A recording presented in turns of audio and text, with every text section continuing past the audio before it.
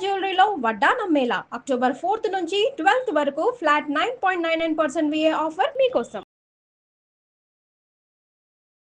నమస్తే రమ్మగారు. నమస్తే జయ. పర్వదినాల సమయానికి వచ్చేసాం రమ్మగారు. కార్తీక మాసం ప్రతిరోజు పండుగే కదా, ఎక్కువ పండుగలు పర్వదినాలు.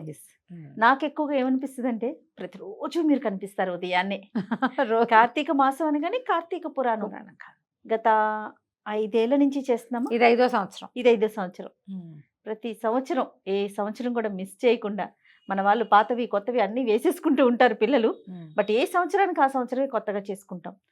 ఈ విషయాన్ని పక్కన పెడితే ప్రతిరోజు ఒక పర్వదినం, పరమ పవిత్రంగా చూస్తాం మనం కార్తీక మాసాన్ని. అయ్యప్ప మాలలు కనిపిస్తూ ఉంటాయి, తర్వాత నదీ స్నానాలు, సముద్ర స్నానాలు, దీపారాధనలు ఇవన్నీ కూడా దేవాలయాలు కోలాహలంగా ఉంటాయి. మరి కార్తీక మాసం, పవిత్ర కార్తీక మాసం శుభాకాంక్షలు సుమన్ టీవీ ప్రేక్షకులందరికీ. మీకు కూడా కార్తీక మాసం శుభాకాంక్షలు అమ్మగారు. హాయిగా సుఖంగా తేలిగ్గా కార్తీక మాసాన్ని జరిపేసుకోవచ్చు.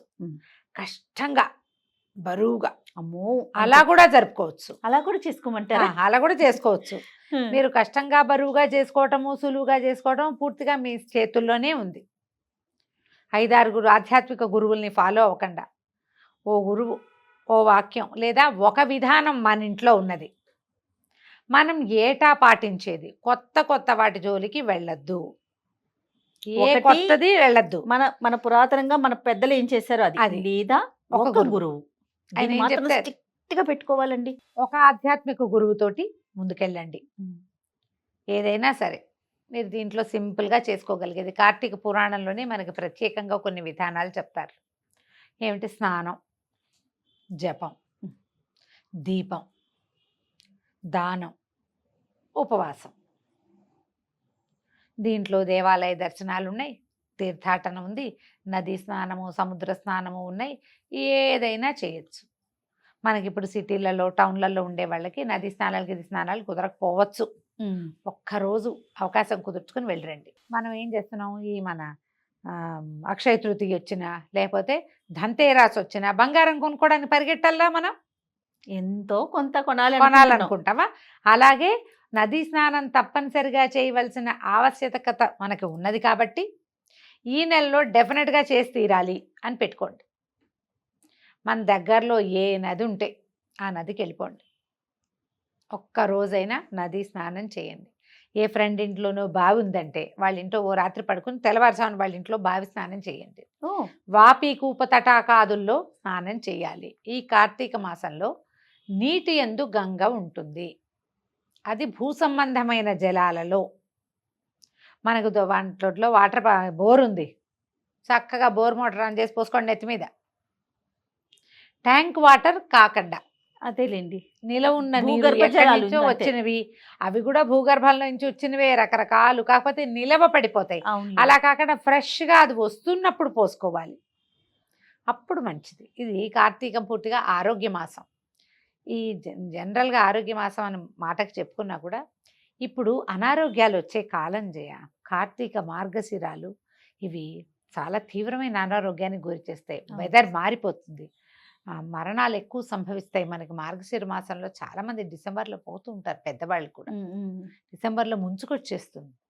దానికి ముందు వచ్చే కార్తీకంలోనే మనకి ఇట్లా అన్నం తక్కువ తినండి, దీపాలు పెట్టండి, దేవాలయాలకు వెళ్ళండి, నదులకు వెళ్ళండి, నదీ స్నానం చేయండి, పొద్దున్నే లేవండి. ఇవన్నీ చెప్పేది ఎందుకంటే తర్వాత నెలల్లో ఈ నెలలోనూ వచ్చే నెలలోనూ కూడా మనం అనారోగ్యాల బారిన పడకుండా ఉండడం కోసమే. పైగా ప్రతిరోజు పర్వదినమే. ఆ మొదలుపెట్టిన రోజు నుంచి బలిపాడ్యమి, యమద్వితీయ, ఇలా లైన్గా మళ్ళీ 2 రోజులు గడిచేసరికి నాగుల చవితి, చవితి వెళ్ళిందంటే పంచమి. వరుసగా మనకి మధ్యలో ఇందులో ఏంటి, సోమవారాలు వస్తాయి, ఏకాదశులు వస్తాయి, పౌర్ణమి ఒకటి వస్తుంది.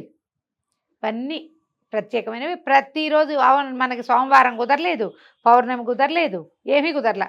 ఒక్కరోజైనా నెలలో కుదరకుండా ఉంటుందా? అదే కదా ఎవరికైనాను.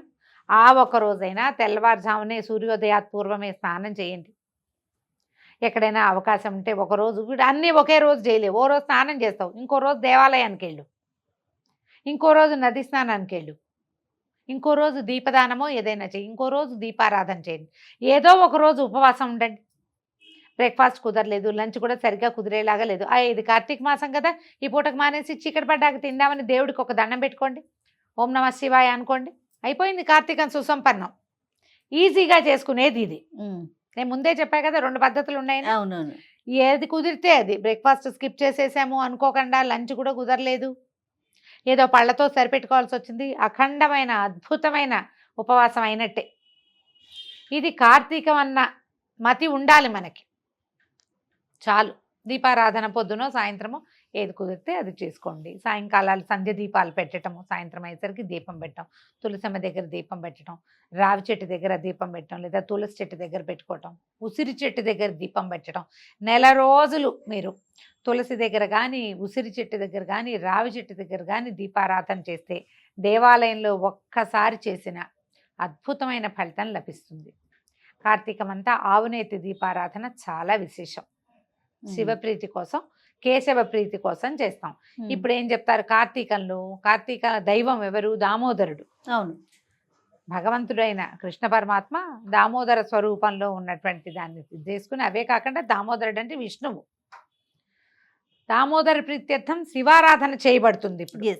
కార్తీక దామోదర ప్రీత్యర్థం శివారాధనం కరిష్యే, శివాభిషేకం కరిష్యే, రుద్రాభిషేకం కరిష్యే చెప్తారు. అవును, ఆయన ప్రీతి కోసం ఈయనని కొలుస్తాం. నెల రోజుల్లో మీకు కుదిరిన శివాలయమో విష్ణువాలయమో దర్శనం చేయండి ఒక్కసారైనా. ఇది సులువుగా చేసుకోవటం. మీరు టఫ్గా చేస్తామంటే 30 రోజులు తెల్లవారుజామునే స్నానం చేయండి, 30 రోజులు పగలు ఉపవాసం ఉండి రాత్రి భోజనం చేయండి. చుక్కలు చూసాకే భోజనం చేయాలి.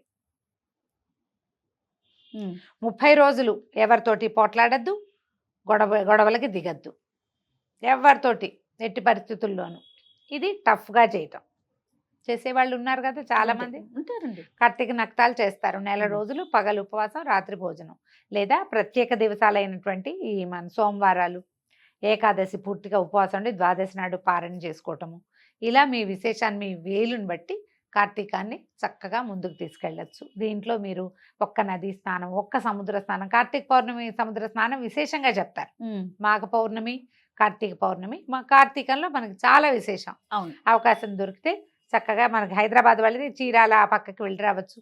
వైజాగ్, బందరు, కాకినాడ లాంటి వాళ్ళు ఉప్పాడ సముద్రం వాళ్ళని ఉన్నాయి కదా, మీరు అవకాశం సముద్ర స్నానం చేయండి. సంవత్సరానికి ఒక్కసారైనా సముద్ర స్నానం చేయాలి.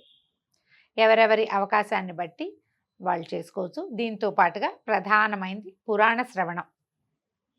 సుమన్ టీవీ మీకు అందించే అత్యద్భుతమైన అవకాశం ఏంటంటే 3 పూట్ల పురాణం వినొచ్చు మీరు. అవునండి. పొద్దున ఒకళ్ళు, మధ్యాహ్నం ఒకళ్ళు, సాయంత్రం ఒకళ్ళు చొప్పున మొత్తం ఉన్న ఛానల్స్లో అందరూ కార్తీక పురాణం వేస్తారు. ఏ లైన్ ఎంచుకున్నారో ఆ లైన్ ప్రకారం వెళ్ళండి. పురాణం ఎప్పుడు వినాలి అనేది సాధారణంగా ప్రశ్నగా ఉంటుంది. పొద్దునే మీరు పని చేసుకుంటూ ఆన్ చేసుకుంటూ దాని దారిన అది నడుస్తూ ఉంటుంది కదా. పుస్తకం పెట్టుకుని మనం కూడా చదువుకోవాలి అని అనుకున్నాం అనుకోండి, అప్పుడు కాస్త స్థిమితంగా కూర్చుని వినాలి. ప్రయాణం చేసి నాకైతే చాలా మంది చెప్తారు, జయ ఆఫీస్కి వెళ్ళేటప్పుడు వినేసాం కార్లో అని. పురాణ శ్రవణం చాలా మంచిది. దానం దీని తర్వాతది.